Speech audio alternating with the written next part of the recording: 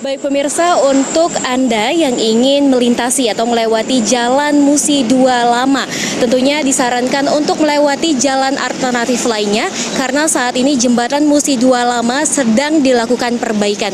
Karena beberapa hari sebelumnya jembatan Musi 2 tentunya mengalami kemacetan yang cukup parah disebabkan akibat adanya kerusakan jalan dan sekitar jembatan tersebut. Nah, tentunya juga selama 2 minggu ke depan atau tempatnya 14 hari jembatan ini akan mengalami perbaikan. Seperti apa progres yang dilakukan oleh pihak-pihak terkait? Mari ikuti saya. Baik pemirsa, untuk saat ini saya sedang berada di jembatan Musi 2 Lama